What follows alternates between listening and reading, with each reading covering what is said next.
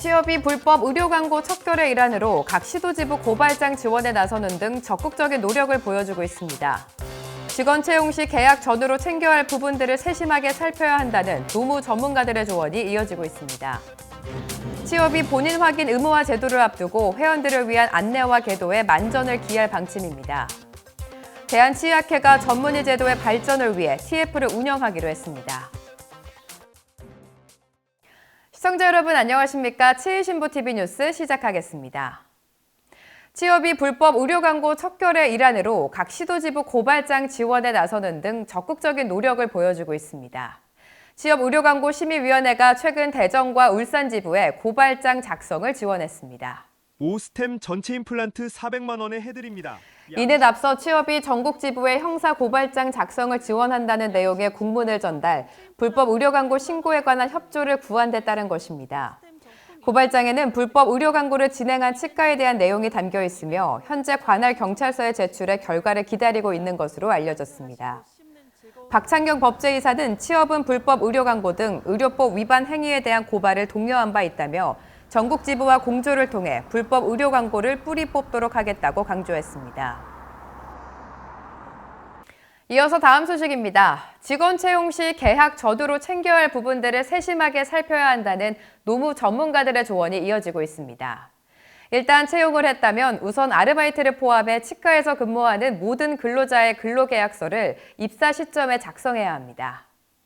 특히 고용노동부가 최근 2년간 임금 명세서를 교부하지 않거나 부실하게 지급한 위반 사례를 총 19,136건을 적발한 만큼 각별한 주의가 필요하다는 지적입니다.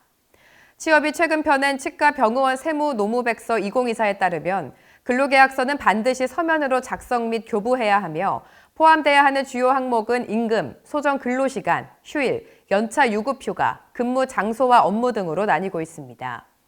또 수습계약서는 따로 작성하거나 근로계약서의 수습기간을 명시해야 하며 최저임금에 적용을 받는 지원은 최저임금 변경 시 꼭 다시 작성해야 합니다.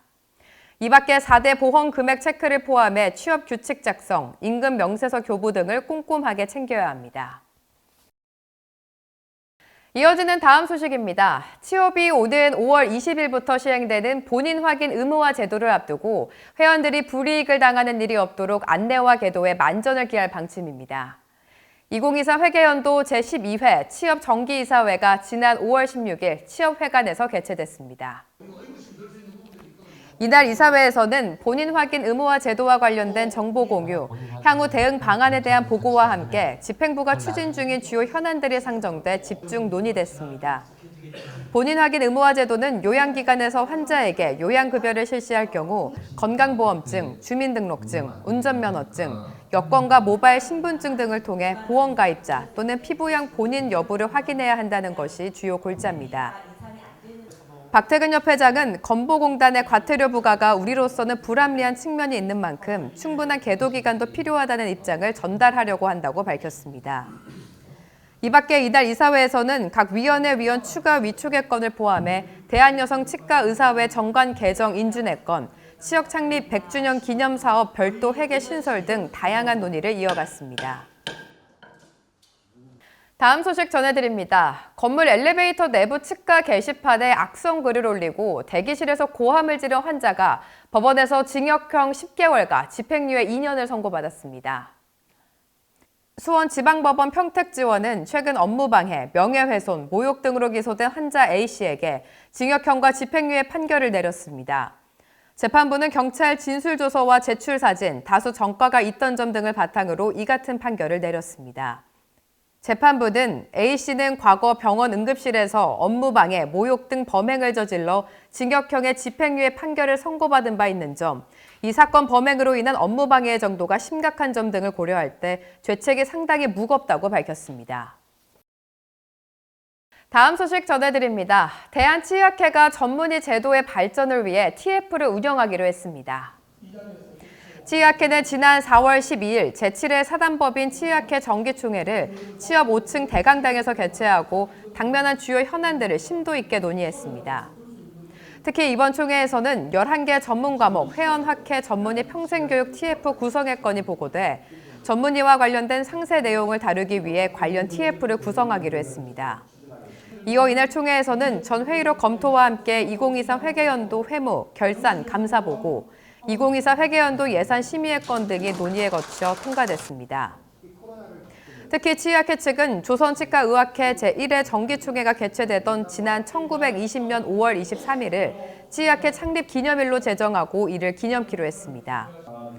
권극록 치의학회장은 치의학회 집행부는 회원학회가 함께 화합하고 단결해 급변하는 치과계의 현실을 직시하고 선도적으로 대처할 수 있도록 최선을 다하겠다고 인사말을 전했습니다. 다음은 2주의 학술 동향 소식입니다. 오스템 임플란트가 오는 5월 25일부터 26일까지 마스터 코스 세미나를 전주와 대구 오스템 임플란트 연수센터에서 진행할 예정입니다. 대한통합치과학회가 오는 5월 26일 제21회 정기 학술대회 및 총회를 세종대학교에서 개최합니다. 프로스라인이 오는 5월 26일 서울 연수회 39기 RPD-CD 임상과정 세미나를 오스템 임플란트 본사에서 시작합니다. 프루고가 오는 6월 1일 상학동 관련 세미나를 BIFC 세미나룸에서 개최합니다. 대한전신치의학연구회가 오는 6월 2일 2024 전신치의학회 세미나를 캘리포니아 미영치과에서 진행합니다.